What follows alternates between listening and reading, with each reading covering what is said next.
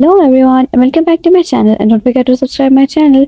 तो इससे एपिसोड के स्टार्ट में हम देखते हैं कि वे भी उस रेस्टोरेंट में आ जाती है जहाँ पर अर्शी हिरन और नैना के साथ बैठी होती है। तो वे अर्शी को देखती है तो अर्शी से कहती है कि वे क्या बात है, क्या कोइंसिडेंस है, तुम भी यहाँ पर क्या कर रही हो। तो वे कहती है कि मैंने सुना है कि इस रेस्टोरेंट का खाना बहुत अच्छा है, लेकिन तुम यहाँ पर क्या कर रही हो। तो अर्शी उसका हाथ पकड़ दिया और उससे कहती है कि तुम यहाँ पर बैठो, मैं तुम्हें इनके बारे में बताती हूँ। और कहती है कि ये हमारे डिपार्टमेंट की सबसे खूबसूरत लड़की है, तुम तो इसे जानती होगी, और ये उसकी रूममेट नैना है और हम एक ही साथ जर्नी में इंटर्नशिप कर रहे हैं। हम लोग बहुत ही अच्छे दोस्त हैं, इसलिए ये लोग मुझे लंच के लिए लेकर आए हैं। तो वे कहती है कि अर्शी का डाइट थोड़ा सा ज्यादा है और तुम लोग इसे ट्रीट दे रहे हो। फिर अर्शी वेवे से कहती है कि वेवे तुम भी खाओ ना। तो वेवे कहती है कि नहीं, मुझे इसकी जरूरत नहीं है और वैसे भी मैं दूसरों के खाने पर नजर नहीं रखती। तो ये सुनकर हिरन बहुत ज्यादा गुस्से में आ जाती है और वहाँ से जाने लगती है। इतने में अर्शी पीछे से खड़ी होती है और वेट्रेस से कहती है कि वेट्रेस इन्हें बिल ला कर दो। तो वेट्रेस उन्हें बिल ला कर देती है। तो हिरन बहुत ही गुस्से से उसे पैसे देती है और चली जाती है। फिर बाहर जाकर नैना हिरन को रोकती रहती है और उससे कहती है कि हिरन मुझे सच में नहीं पता था कि ये दोनों अभी भी दोस्त हैं। तो हिरन कहती है कि तुम छोड़ो मुझे। फिर टैक्सी बुलाती है और उसमें बैठ जाती है। तो नैना फिर भी कहती रहती है कि मुझे सच में नहीं पता था ये दोनों अभी भी दोस्त हैं, लेकिन हिरन नैना की कोई बात नहीं सुनती और वहाँ से चली जाती है। फिर हमें बेबी और अर्शी को दिखाया जाता है। अर्शी फिर भी खा रही होती है। तो बेबी अर्शी का हाथ पकड़ती है और कहती है कि अब बस भी करो, मैं तुम्हें इससे भी अच्छी जगह लेकर चलती हूँ। तो बेबी कहती है तुम पे सेल्फ रिस्पेक्ट है कि नहीं, और हमने अभी कहा कि हम दूसरों का खाना नहीं खाते। अर्शी को पकड़ती है और खींचते हुए वहाँ से ले जाती है। फिर बाहर जाकर अर्शी कहती है कि अगर मुझे पता होता कि खाना बर्बाद होना है तो मैं इतना सारा ऑर्डर देती ही नहीं, लेकिन उनके पैसे बर्बाद करके मुझे बहुत ही मजा आया, लेकिन ये अच्छा नहीं हुआ कि खाना बर्बाद हो गया, मुझे बहुत अफसोस हुआ। तो बेबी कहती है कि इसमें अफसोस की क्या बात है कि खाना पैक नहीं करवाया। इसलिए इतने में बेबी एशमान को देखती है जो किसी के साथ कार में बैठकर जा रहा होता है। तो बेबी कहती है कि एशमान कहाँ जा रहा है। तो अर्शी बेबी से पूछती है कि क्या हुआ। तो बेबी कहती है कि मैंने भी किसी को देखा जिसे इस टाइम ऑफिस में होना चाहिए था, लेकिन वो यहाँ पर क्या कर रहा है। फिर हमें हिरन को दिखाया जाता है जो कि बहुत ही गुस्से से जा रही होती है। फिर इतने में वो ड्राइवर से कहती है कि ड्राइवर गाड़ी को घुमा लो, हमें उस लड़की को भी पिक करना है। तो ड्राइवर उन्हें गुस्से से कहता है कि आप दोनों एक साथ नहीं बैठ सकती थी। फिर ड्राइवर गाड़ी को घुमाकर वापस ले जाता है। जब हिरन नैना को देखती है तो ड्राइवर से कहती है कि गाड़ी रोको। तो फिर हिरन नैना को लेने के लिए गाड़ी से बाहर निकलती है। इतने में वो सुनती है कि नैना बातें कर रही होती है कि अगर तुम अमीर हो तो क्या हुआ, इसका मतलब ये तो नहीं कि सभी तुम्हारे गुलाम हैं। ये बात सुनकर वापस गाड़ी में बैठ जाती है और उसकी बातें सुनने लगती है। नैना कहती है कि इसी वजह से तुम्हें शाउना ही पसंद नहीं करता, तुम्हें जो चीज चाहिए अगर वो तुम्हें ना मिले तो तुम्हें अनफेयर लगता है, और अच्छा होगा अगर कोई भी तुम्हें पसंद नहीं करे, मुझे तो बहुत ही ज्यादा खुशी होगी। और क्या हुआ कि अगर तुम खूबसूरत हो, लेकिन हो तो तुम पूरी की पूरी बेवकूफी। तो इतने में टैक्सी ड्राइवर कहता है कि मिस क्या आप अभी भी उसे पिक करना चाहोगी। तो हिरन ड्राइवर से कहती है कि ड्राइवर चलो यहाँ से। फिर वापस आता है वह हिरन अर्शी और बेबी को देखती है और बहुत ही ज्यादा सैड हो जाती है। फिर हमें शाउना क्यू को दिखाया जाता है। शाउना क्यू से पूछता है कि ये कैसा चल रहा है। तो क्यू कहता है कि ये अभी भी सुबह की तरह ही काम कर रहा है, यूजेज अभी 1.1 GB है। फिर हमें बाकी एम्प्लॉयज को दिखाया जाता है। वे युगोंग को कुछ फाइल्स देती है और कहती है कि और कुछ चाहिए। युगोंग कहता है कि नहीं थैंक यू। इतने में एक डिलीवरी बॉय खाना लेकर आ जाता है। वे उससे खाना रिसीव करती है और सभी एम्प्लॉय से कहती है कि आकर खाना ले लो। जब डिलीवरी बॉय अंदर खाना लेने आता है तो हमें हामी को दिखाया जाता है जिसके बाल बिखरे हुए होते हैं और वहाँ पर बैठा होता है। डिलीवरी बॉय उसे देखता है तो हामी हंसने लगता है। फिर डिलीवरी बॉय बेबी को बिल देता है, कहता है कि वैसे पिछले हफ्ते का बिल बाकी है। फिर वो कहता है कि क्या मैं आपसे एक बात पूछ सकता हूँ। पूछता है कि आपके ऑफिस में कोई प्रॉब्लम है। जब भी मैं आता हूँ यहाँ पर कोई ना कोई ऐसे पोज बनाकर बैठा ही होता है, अगर मैं बहादुर ना होता तो मैं यहाँ पर डिलीवरी देने कभी ना था। और क्या मैं आपसे एक क्वेश्चन पूछ सकता हूँ, क्या आपकी कंपनी लीगल है। तो बेबी कहती है कि एक नॉर्मल गेमिंग कंपनी है और यहाँ पर सब कुछ लीगल है। फिर वो होमी की तरफ देखता है और कहता है कि तो फिर ये। तो बेबी से कहती है कि अच्छा तो आप नहीं जानते यहाँ पर हमारे बहुत ही जीनियस प्रोग्रामर्स हैं, जब इनको कोई आइडिया नहीं आता तो वो यहाँ पर आकर बैठ जाते हैं ताकि उन्हें कुछ नए आइडियाज आए। तो डिलीवरी बॉय कहता है कि लेकिन इसे देख के तो ऐसा लग रहा है जैसे इसने सदियों से अपने बाल नहीं धोए, क्या इस हेयर स्टाइल से भी इंस्पिरेशन मिलती है। तो बेबी कहती है कि सुनो, इस तरह के हेयर स्टाइल से इन्हें अच्छे आइडियाज आते हैं क्योंकि ये एंटीना की तरह काम करता है। तो डिलीवरी बॉय कहता है कि हाँ वैसे आपकी बात मुझे समझ आ रही है। तो बेबी कहती है कि आओ हम पहले अपना बिल क्लियर कर लेते हैं। फिर डिलीवरी बॉय बेबी से पूछता है क्या इस हफ्ते भी खाना देना है। तो बेबी कहती है कि हाँ देना है, और अगर अगले हफ्ते भी देना हुआ तो मैं तुम्हें बता दूंगी। फिर बेबी शाउना और केहू को खाना देने के लिए जाने लगती है। तो इतने में रुक जाती है और हाउसी के पास आती है, उससे पूछती है कि क्या कोई प्रॉब्लम हुई है और इन लोगों को क्या हुआ है, ये खाना खाने के लिए क्यों नहीं आ रहे। तो हाउसी कहता है कि हाँ आज सुबह हमने टेस्ट किया, ऑप्टिमाइजेशन ऐसा हुआ नहीं जैसा हमने सोचा था, और बेबी हमारे पास टाइम इतना कम है कि रिजल्ट पहले वाले से बिल्कुल अलग है, और अब हमें ऐसा लग रहा है कि जैसा हम ऐसा कर ही नहीं सकते। और लाओशान एक प्रोफेशनलिस्ट है और उसने कियो के साथ टीम कर ली है क्योंकि वो भी उसी की तरह है, और जब तक इन लोगों का टारगेट अचीव नहीं होता ये लोग तो हिलने वाले नहीं है। और इन दोनों की टीम देखकर तो मैं परेशान हो जाता हूँ, चलो मैं तो खाना खा लेता हूँ। फिर वो खाना खाने लगता है। फिर हमें युगोंग और बाकी सब मेंबर्स को दिखाया जाता है। युगोंग कहता है कि शाउना ने खुद को 2 दिन से कमरे में बंद कर रखा है। वे कहती है कि कल जब मैं जा रही थी तब भी शाउना काम कर रहा था, और अब जब मैं आ रही हूँ तब भी ये दोनों काम ही कर रहे हैं, शायद इन लोगों को ब्रेक ही नहीं मिला है। ताहो से कहता है कि अगर ऐसा रहा तो उनकी हेल्थ पे असर नहीं पड़ेगा क्या। ताहो में कहता है कि उन लोगों के बारे में क्यों चिंता कर रहे हो, अब मुझे पता चल गया है कि उनमें और मुझ में क्या डिफरेंस है। डिफरेंस इंटेलिजेंस का नहीं बल्कि एनर्जी और स्टेमिना का है। वो दोनों सिर्फ 3 घंटे सोते हैं लेकिन अपने काम में फिर भी कितने फोकस्ड रहते हैं, ये लोग नॉर्मल इंसान नहीं है। तो युगोंग कहता है कि आज ऑलरेडी 30 तारीख है, हमें कल शंघाई जाना है और अभी तक हमारा काम पूरा नहीं हुआ है और अब पता नहीं क्या होगा। तो हाउस से कहता है कि तुम उन दोनों को रहने रहने दो, मैंने ऑप्टिमाइजेशन का रिजल्ट देखा है,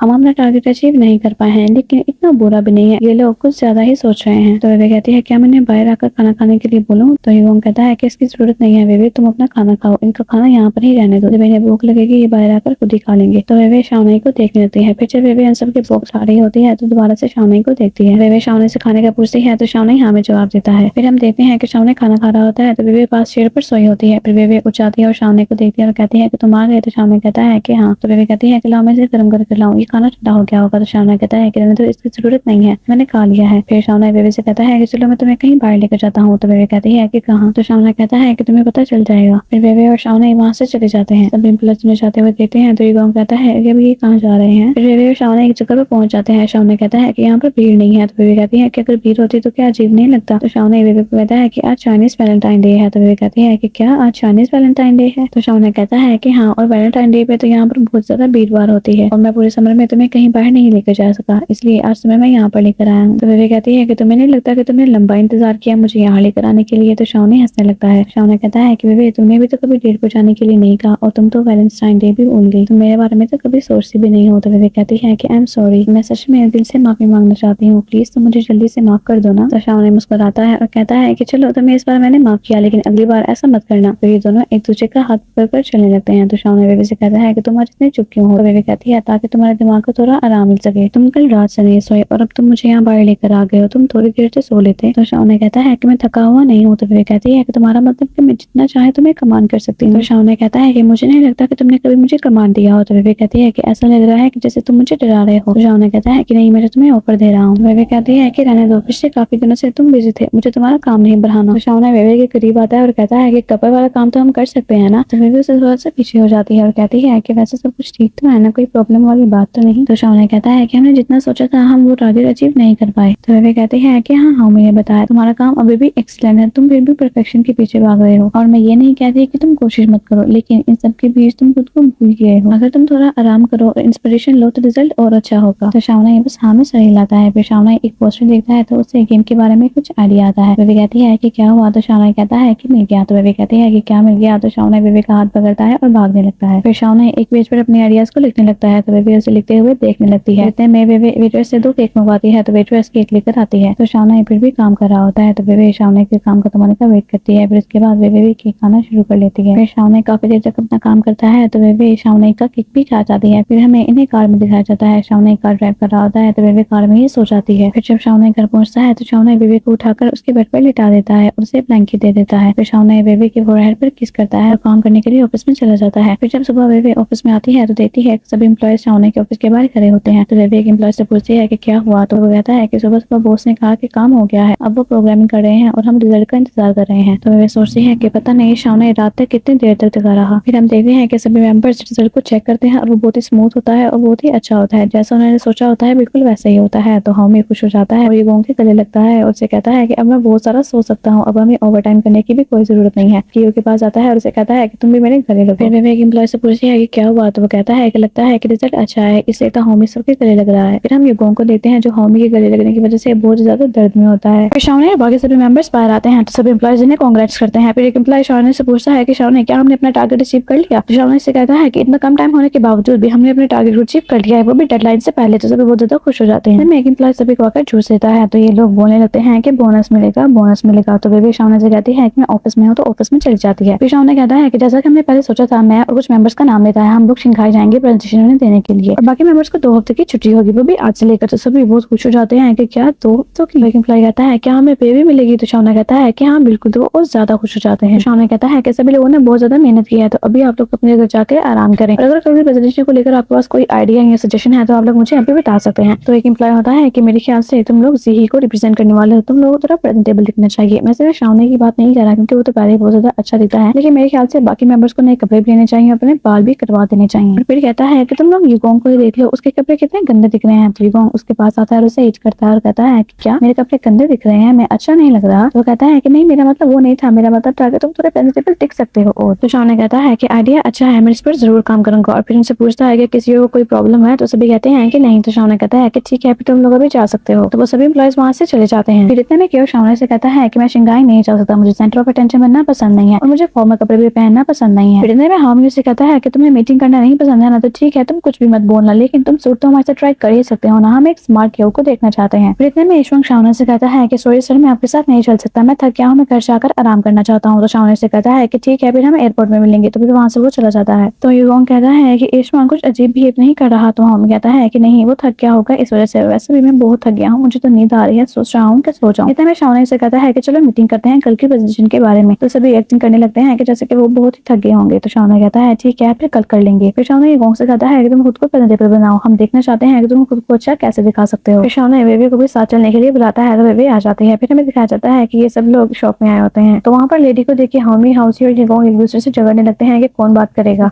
शावना बेबी से कहता है कि हम किसी और स्टोर में चले। तो बेबी कहती है कि नहीं, कोई बात नहीं, हम लोग सूट ट्राई करते हैं, कहाँ से शुरू करें। फिर सब लोग अपना अपना सूट लेकर उसे चेंज करने के लिए जाते हैं। तो हार्मनी, हाउसी और युगोंग अपना सूट चेंज करके बाहर आते हैं, खुद को आईने में देखते हैं। तो हार्मनी कहता है कि तुम लोगों ने मेरी तरह का सेम सूट क्यों लिया है, तुम लोग मेरी तरह हैंडसम नहीं दिख सकते और वैसे भी सेम सूट में हम लोग अजीब लगेंगे। तो युगोंग कहता है कि चुप रहो, मुझे पता है कि तुम मुझसे चल रहे हो क्योंकि तुम इतना स्मार्ट नहीं दिख रहे। तो इतने में हाउसी ने कहता है कि चुप करो, इस जैसे सूट तो मुझ जैसे हैंडसम और मैच्योर इंसान पर ही सूट करता है, तो तुम दोनों जाओ और कुछ और चूज करो। फिर इतने में हार्मनी बेबी को कहता है कि बेबी तुम हमारे जज बनो और बताओ कि हम में से सबसे ज्यादा हैंडसम कौन दिख रहा है। तो बेबी शावना को देखने लगती है। फिर बेबी से पूछती है कि तुम सबने सेम सूट क्यों पहना है। तो हार्मनी कहता है कि सेम सूट पहनने के बाद ही तो पता चलेगा कि सबसे ज्यादा हैंडसम कौन दिख रहा है, मैं दिख रहा हूँ ना। तो बेबी हंसती है और कहती है कि तुम सब अच्छे दिख रहे हो, लेकिन मैं सजेस्ट करूंगी कि तुम लोग सेम सूट ना पहनो, ऐसे लोगों को लगेगा कि हमने इसे होलसेल में खरीदा है। तो युगोंग कहता है कि हम तीनों हैंडसम कैसे दिख सकते हैं, तुम्हें बताना होगा कि फर्स्ट, सेकंड और थर्ड कौन है। फिर हाउसी कहता है कि बेबी तुम मेरे चेहरे को देखो ना, क्या तुम्हें किसी मॉडल की तरह नहीं दिख रहा है। बेबी सोचने लगती है। इतने में हार्मनी कहता है कि इतना भी क्या सोचना है, तुम सच सच बोलो ना। तो बेबी कहते हैं कि अच्छा सच बोलो, रुको मुझे सोचने दो। इतने में कियो भी बाहर आ जाता है। तो बेबी कियो को देखती है और स्माइल करती है और कहती है कि कियो कितना हैंडसम दिख रहा है। तो शावना बेबी को देखने लगता है। इतने में कियो देखता है कि सभी मेंबर्स उसे देख रहे होते हैं। तो हार्मनी से कहता है कि तुम अपना कॉलर ठीक करो। तो कियो कहता है कि मुझे बहुत ही अजीब लग रहा है। तो हार्मनी आता है, उसका कॉलर ठीक करता है और कहता है कि तुम आखिर इतने हैंडसम कैसे दिख सकते हो, तुम्हारा तो अभी कॉलर भी खराब है। फिर हार्मनी उसे कहता है कि तुमने सूट का सेकंड बटन क्यों लगाया है, इसे खुला रखते हैं, आउट ऑफ फैशन। तो कियो कहता है कि मुझे ये सब कुछ नहीं पता। तो हार्मनी कहता है कोई बात नहीं, तुम्हें ये सब कुछ जानने की जरूरत भी नहीं है, तुम वैसे ही इतना ज्यादा हैंडसम हो। इतने में युगोंग कहता है कि रहने दो, मैं तुम लोगों से कुछ अलग ही चूज कर लेता हूँ ताकि तुम सबसे अलग दिखो। हाउसी भी कहता है कि मैं भी कुछ और ही चूज कर लेता हूँ। फिर हार्मनी कियो से कहता है कि कियो तुम मेरा सूट सिलेक्ट करो ना। तो वो दोनों सूट सिलेक्ट करने के लिए चले जाते हैं। इतने में बेबी शावना से कहती है कि शावना तुमने देखा ना कियो ब्लैक सूट में कितना हैंडसम लग रहा है। तो शावना उसे देखने लगता है। तो बेबी से कहती है कि तुम मुझे ऐसे क्यों देख रहे हो। तो शावना कहता है कि बस मैं तुम्हारी आंखों की चमक देख रहा था, और वहां से उठ जाता है। फिर शावना भी एक सूट के लिए कहता है। तो बेबी से कहती है क्या तुम भी ट्राई करने वाले हो। तो शावना कहता है कि हाँ, ये वाला ट्राई करके देखते हैं। फिर शावना सूट ट्राई करने के लिए चला जाता है। इतने में बेबी जल्दी से अर्शी को कॉल करती है और अर्शी को कहती है कि अर्शी जल्दी से टैक्सी लेकर यहाँ पर आ जाओ, सभी लड़के सूट ट्राई कर रहे हैं, अगर तुम यहाँ पर ना आए तो बाद में पछताओगे। तो अर्शी कहती है कि ठीक है, लेकिन ये तो बताओ कि कौन से लड़के। तो बेबी कहती है कि शावना की कंपनी के लड़के। तो इतने में अर्शी कहती है कि ओ हमारे सीनियर, वो भी सूट के अंदर। तो कहती है कि मैं बस अभी आती हूँ और तुम कितनी अच्छी हो जो ये सब कुछ देखने के लिए मुझे बुला रहे हो। तो बेबी कहती है कि मैं आखिर इतना अच्छा कैसे देख सकती हूँ, मुझे शर्म आती है, इसलिए मैंने तुम्हें कंपनी देने के लिए यहाँ पर बुलाया है। फिर इतने में शावना भी सूट ट्राई करके बाहर आ जाता है। तो बेबी शावना के बस देख रहती है। इतने में अर्शी से कहती है कि बेबी तुम मुझे एड्रेस तो बताओ। तो बेबी कहती है कि नहीं रहने दो, अब तुम मत आना। तो अर्शी कहती है कि क्यों, मैं तो पूरी तैयार हूँ। तो बेबी कहती है क्योंकि मैं नहीं चाहती कि तुम मुझे देखो, और फिर कॉल बंद कर देती है। तो अर्शी कहती है कि तुम भी ना बेबी, तुम्हें तो अपने दोस्त की कदर ही नहीं। फिर हमें ईशवान को दिखाया जाता है जो कि डॉक्टर ली को कॉल करता है और उसे कहता है कि मैंने तुम्हें कहा था कि तुम शावना को नहीं हरा पाओगे, उसने डेडलाइन से पहले अपना सारा काम खत्म कर लिया है। तो डॉक्टर ली कहते हैं कि मुझे लगा ही था कि ये बहुत ही मुश्किल कॉम्पिटिटर है, मैंने भी सारी तैयारी कर ली है और अब अगले प्लान में तुम्हारी कोई जरूरत नहीं है, तो तुम अपना ख्याल रखना। फिर ये सभी मेंबर्स शॉप से बाहर आ जाते हैं। तो शावना कहता है कि मैं बेबी को उसके घर छोड़ देता हूँ। तो सभी मेंबर्स कहते हैं ठीक है, फिर हम एयरपोर्ट में मिलेंगे। तो वो लोग चले जाते हैं। फिर बेबी शावना से पूछती है क्या हम घर जा रहे हैं। शावना कहता है कि हाँ, मैं पैकिंग करके एयरपोर्ट के लिए निकल जाऊंगा। तो बेबी कहती है ठीक है, मैं भी कल वापस चले जाऊंगी। तो शावना कहता है कि वापस अपने दोस्त के घर। तो बेबी कहती है कि तुम काम में इतनी बिजी हो, तुम ये भी याद नहीं कि आज क्या डेट है, कल से कॉलेज स्टार्ट हो रहे हैं। फिर शावना बेबी से कहता है कि चलो चले, और वो लोग जाने लगते हैं घर के लिए। फिर हमें दिखाते हैं कि ये दोनों पैकिंग कर रहे होते हैं। तो शावना कहता है कि मुझे नहीं लगता कि मैं तुम्हारे साथ जा पाऊंगा। तो बेबी कहती है कि अगर तुम जाओगे तो ये हॉरर मूवी की तरह लगेगा, तुम्हें चारों तरफ से घेर लिया जाएगा। फिर ये लोग अपनी पैकिंग को कंप्लीट करते हैं। इतने में बाहर कोई आता है। तो बेबी शावना से कहते हैं कि अब कौन होगा। तो शावना जाकर डोर ओपन करता है तो उसकी मॉम एंड डैड होते हैं। उसके डैड अंदर आते हैं तो साथ ही कहते हैं कि मेरी पेंटिंग्स कहाँ है, तुमने उन्हें कहाँ रखा है। फिर वो वेवे को देते हैं और चुप कर जाते हैं। इतने में उसकी मॉम कहती है कि आप फिक्र मत करें, आपकी पेंटिंग्स को कुछ नहीं हुआ होगा। और फिर वो भी वेवे को देखती है तो फिर वो दोनों वहीं की वहीं रुक जाते हैं। तो शाओनिन से कहता है कि आप दोनों यहाँ पर ऐसे क्यों खड़े हैं, और वेवे से कहता है कि वेवे क्या तुम प्लीज चाय बना दोगी। तो वेवे कहती है कि ठीक है। तो वेवे चाय बनाने के लिए चली जाती है। फिर इतने में शाओनिन पेंटिंग का बॉक्स लेकर आता है और अपने डैड को देता है और कहता है कि आपकी सारी पेंटिंग्स इसी में है और वो सारी सेफ है। तो शाओनिन के डैड बॉक्स को ओपन करते हैं और अपनी पेंटिंग्स को देखने लगते हैं। इतने में शाओनिन की मॉम कहती है कि क्या आपको अभी भी अपनी पेंटिंग्स देखनी है, क्या आपकी पेंटिंग्स अपनी बहू के आगे ज्यादा है। शाओनिन की मॉम शाओनिन से कहती है कि शाओनिन तुम ये मत समझना कि हम नैरो माइंडेड हैं, लेकिन तुम्हारी गर्लफ्रेंड अभी कम्प्लीटली ग्रेजुएटेड भी नहीं है। तो शाओनिन कहता है कि ऐसा कुछ भी नहीं है, जहाँ पर वो रह रही थी वहाँ पर कुछ प्रॉब्लम थी, इस वजह से वो यहाँ पर आ गई। तो शाओनिन की मॉम कहती है तो तुम। तो शाओनिन कहता है कि मैं काफी दिनों से ऑफिस में रह रहा हूँ, बस आज ही वापस आया हूँ और आज शाम को ही मैं सिंघाई जा रहा हूँ फ्रैंकलिन की प्रेजेंटेशन को अटेंड करने के लिए, और वेवे भी वापस अपने डोम जा रही है, हम बस यहाँ पर पैकिंग करने के लिए आए थे। तो शाओनिन की मॉम कहती है कि हम पुराने ख्यालात के नहीं है, लेकिन फिर भी। तो शाओनिन के डैड कहते हैं कि तुम बस इतना बताओ कि तुम इनके साथ हो या फिर नहीं। तो शाओनिन की मॉम कहती है कि आप अपनी पेंटिंग्स पर ध्यान दें। शाओनिन के डैड कहते हैं कि पहले तुम कह रही थी कि मैं बच्चों पर ध्यान दूं, और अब जब मैं कुछ कह रहा हूँ तो तुम कहती हो कि मैं अपनी पेंटिंग्स पर ध्यान दूं। तुम मुझे बता दो मैं क्या करूँ। तो शाओनिन कहता है कि बस आप लोग इतना बता दें कि आप दोनों क्या चाहते हैं, तब तक मैं किचन में देकर आता हूँ, और किचन के लिए चले जाता है। फिर शाओनिन बेबी के पास आता है तो बेबी कहती है कि अब क्या होगा, ऐसे प्रोफेसर शाओ और प्रोफेसर ली तो यही सोचेंगे कि मैं बहुत ही ज्यादा बुरी लड़की हूँ। तो शाओनिन कहता है कि वैसे तो वो दोनों यही समझते हैं कि बुरा मैं हूँ, और अगर फिर भी ऐसा हो तो तुम विक्टिम की तरह रिएक्ट करना। तो बेबी कहती है कि मैं भी यही सोच रही हूँ, रोज मैं लड़कों के साथ खाना खाती थी और मेरा तो चेहरा भी खिला होगा, तो मैं मोटी भी हो गई होंगी, पता नहीं मैं कैसे दिख रही होंगी। तो शाओनिन कहता है कि इसका मतलब है कि तुम ये कहना चाहती हो कि अगर तुम सच में मोटी नहीं हो रही होती तो तुम विक्टिम की तरह रिएक्ट करती। तो बेबी कहती है कि करना पड़ता, और वैसे भी पहला इंप्रेशन इंपॉर्टेंट होता है ना। तो शाओनिन कहता है कि तुम घबराओ नहीं, मैंने उन्हें सब बता दिया है, जाओ अपनी मदर इन लॉ को चाय दे दो। फिर बेबी सोचने लगती है तो शाओनिन उसके करीब आता है और कहता है कि जल्दी करो। तो बेबी कहती है कि जा रही हूँ। फिर हम दिखाते हैं कि बेबी चाय लेकर आती है और शाओनिन की मॉम एंड डैड से कहती है कि प्लीज चाय लीजिए। इतने में शाओनिन की मॉम बेबी को पकड़ती है और कहती है कि आओ तुम हमारे साथ बैठो, और बेबी को बिठा देती है। प्रोफेसर शाओ यानी कि शाओनिन के डैड कहते हैं कि पेपर तुमने बहुत ही अच्छा लिखा था। तो बेबी कहती है कि थैंक यू, और उनसे कहती है कि मेरे रूममेट के घर में कुछ प्रॉब्लम थी, इस वजह से मैं कुछ दिन से यहाँ पर रह रही हूँ, लेकिन मैं कल वापस जा रही हूँ। शाओनिन की मॉम कहती है कि हमें शाओनिन ने सब कुछ बता दिया है, हम जानते हैं कि तुम एक अच्छी लड़की हो। तो इतने में शाओनिन कहता है कि मेरे एयरपोर्ट जाने का वक्त हो गया है मॉम, मेरे पास टाइम नहीं है, तो आप जब भी डोम वापस आएंगे तो बेबी को भी इसके घर ड्रॉप कर दीजिएगा। फिर शाओनिन जाने लगता है तो बेबी शाओनिन का हाथ पकड़ती है और कहती है कि नहीं, आपको इतनी तकलीफ करने की क्या जरूरत है। शाओनिन बेबी की तरफ देख के हंसता है और वहां से चले जाता है। फिर हम देखते हैं कि शाओनिन के मॉम एंड डैड बेबी को डोम छोड़ने के लिए आते हैं। बेबी उन्हें कहती है कि मेरा डोम इसी के पास है, आप मुझे यहाँ तक ड्रॉप कर दें। तो प्रोफेसर शाओ कहते हैं कि नहीं नहीं, हम तुम्हें आगे तक छोड़ के आएंगे। फिर बाकी लोग भी इन्हें देखने लगते हैं तो बातें करते हैं कि क्या बेबी शाओनिन के मॉम एंड डैड से मिल चुकी है। फिर वो लोग डोम पहुंच जाते हैं तो शाओनिन के डैड कहते हैं कि ओ तो यही तुम्हारा डोम है ना। तो बेबी कहती है कि हाँ। तो वो बेबी का सूटकेस अंदर रखने के लिए जाने लगते हैं तो बेबी कहती है कि नहीं नहीं, आप ये मत कीजिए, मैं ये कर लूंगी, मैंने अपनी रूममेट को कॉल कर दिया है, वो भी आती होगी, वो ये सब कुछ कर लेगी। तो वो कहते हैं कि तुम्हें श्योर होना, ये बहुत ज्यादा हैवी है। तो वो कहती है कि नहीं मैं कर लूंगी, और शाओनिन की मॉम से भी बैग लेती है और कहती है कि आप ये भी मुझे दे दें। शाओनिन की मॉम कहती है कि जब शाओनिन वापस आएगा तो तुम शर्माना मत और डिनर पर आ जाना। तो बेबी कहती है कि जी ठीक है। फिर बेबी उनसे कहती है कि चलिए अंकल आंटी मैं आपको बाहर तक छोड़ के आती हूँ। तो वे कहती है कि नहीं इसकी जरूरत नहीं है, तो अपना ख्याल रखना, और वहाँ से चले जाते हैं। फिर इतने में बेबी के सभी फ्रेंड्स भी वहाँ पर आ जाती हैं। तो शाओनिन बेबी से कहती है कि बेबी क्या वो लोग चले गए, और हमें सब बातें बताओ, क्या वो तुम्हें यहाँ पर छोड़ने के लिए आए। वर्षी बेबी से कहती है कि बेबी तुम कितनी लकी हो, ऐसे तो डोम में सब लड़की उसके मॉम एंड डैड छोड़ने के लिए आते हैं, लेकिन तुम्हें तुम्हारे लॉस छोड़ने के लिए आए हैं। तो बेबी इनसे कहती है कि सामान तो पकड़ो। फिर वो लोग अंदर आती हैं। फिर हमें रूम का सीन दिखाते हैं। बेबी शाओनिन से कॉल पर बात कर रही होती है और उससे पूछती है क्या तुम लैंड हो गए, शंघाई का माहौल कैसा है, वहाँ की ट्रैफिक कैसी है। उसके बाद बेबी कहती है ठीक है, मैं तुम्हें तंग नहीं करूंगी और तुम अच्छे से अपना काम करना, और कहती है कि ठीक है मैं कॉल बंद कर देती हूँ, और कॉल बंद कर देती है। तो इतने में शाओनिन उसे चिढ़ाने लगती है कि क्या बात है इतना ख्याल। तो बेबी कहती है क्या तुम और डैजन 2 साल से एक दूसरे का ख्याल नहीं रख रहे। तो सिसी ने कहती है कि तुम दोनों चुप कर जाओ, मेरा और अर्शी का पहले ही बहुत बुरा हाल है। फिर हम अर्शी को देखते हैं जो कि ब्रश कर रही होती है। तो शाओनिन उसे कहती है कि अर्शी तुमने अभी कुछ देर पहले ही तो ब्रश किया था, क्या तुम भूल गई। तो अर्शी कहती है कि हाँ मैंने किया तो था, लेकिन उसके बाद मैंने फिर से खा लिया तो मुझे दोबारा करनी पड़ी। तो शाओनिन हैरान हो जाती है और कहती है कि क्या कह रही है। तो बेबी कहती है कि यही कह रही है कि उसने ब्रश करने के बाद खा लिया, इस वजह से दोबारा कर रही है। अर्शी कहती है कि हाँ जो कुकीज तुम लेकर आई थी मैंने वही खाई है। शाओनिन उसे दोबारा से पूछ रही है कि क्या कह रही है। तो बेबी कहती है कि वो कह रही है कि जो कुकीज तुम लेकर आई थी उसने वही खा ली। तो वो कहती है कि ओह अच्छा। फिर अर्शी वॉशरूम से बाहर आती है और कहती है कि मैं बहुत ज्यादा थक गई हूँ और अब फाइनली मैं अपने आप पर तवज्जो दे सकती हूँ। फिर शाओनिन बेबी से पूछती है कि मुझे ये तो बताओ कि तुम दोनों की दोस्ती वापस कब हुई और तुम दोनों की लड़ाई क्यों हुई थी। तो अर्शी कहती है कि जरूरी ये नहीं है कि हम दोनों की लड़ाई क्यों हुई थी, जरूरी ये है कि हमारी लड़ाई के बाद ये कहाँ रहने के लिए गई थी। तो वो दोनों विवेक के पीछे पड़ जाती हैं और विवेक से पूछते हैं कि विवेक हमें बताओ क्या हुआ था और तुम कहाँ पर रहने गई थी। तो अर्शी उन्हें देखकर हंसती है। फिर हमें दिखाते हैं कि विवेक उसकी फ्रेंड से भी लाइन में लगी होती हैं। तो सिसी शाओनिन से कहती है कि शाओनिन तुम कितनी अच्छी हो, तुम यहाँ पर लाइन में खड़े खड़े ही शॉपिंग कर रही हो। तो शाओनिन कहती है कि यहाँ पर बहुत अच्छी सेल लगी हुई है और मैं इस सेल का काफी देर से इंतजार कर रही थी। नया सेमेस्टर है, नए कपड़े होंगे तो हम भी थोड़ा सा शो ऑफ करेंगे। वर्षी आकर देखती है और कहती है कि हाँ मुझे भी ये खरीदना है। फिर बेबी उनसे कहती है कि हमारा टर्न है, ये शॉपिंग बाद भी कर लेना। तो शॉपिंग कहती है कि हाँ मेरा बस होने ही वाला है। फिर हमें इन सबको बाहर दिखाया जाता है। सीसी कहती है कि यकीन नहीं होता कि हम 3rd लेवल स्टूडेंट हो गए हैं और मुझे तो अभी भी अपनी मिलिट्री ट्रेनिंग याद है। तो वर्षी कहती है कि हाँ याद है जब हम पेट दर्द का बहाना बनाते थे और टीचर हमें डांटते थे। फिर शालन से पूछती है कि बताओ अब तुम्हारा क्या प्लान है। तो वर्षी कहती है कि मुझे जैनी से अपना सैलरी चेक लेने के लिए जाना है, तो क्या कुछ चलेगा मेरे साथ। तो शालन कहती है कि नहीं मेरी यहाँ स्टेट है। तो सीसी कहती है कि हाँ मेरे पेट में भी थोड़ी दर्द है। तो वर्षी कहती है कि तुम तो मुझसे प्यार ही नहीं करती। तो सीसी कहती है कि मेरी भी ख्वाहिश है कि कभी मैं भी डेट पर जाऊंगी। फिर सीसी और शालिन वहाँ से चली जाती है। फिर अर्शी बेबे के पास आती है। तो बेबे कहती है कि ठीक है मैं आज फ्री हूँ। तो अर्शी उसकी गले लगती है। तो बेबे कहती है कि ठीक है बस इतना काफी है। तो अर्शी कहती है कि तुम यहीं पर रुकना, मैं अभी वॉशरूम होके आती हूँ। फिर हमें दिखाते हैं कि कागवान वॉशरूम में अपने हाथ धो रहा होता है। तो इतने में अर्शी वहाँ पर आती है तो कागवान को देखती है। तो आपको मेरी एक्सप्लेनेशन कैसी लगी मुझे जरूर बताइएगा and don't forget to subscribe my channel.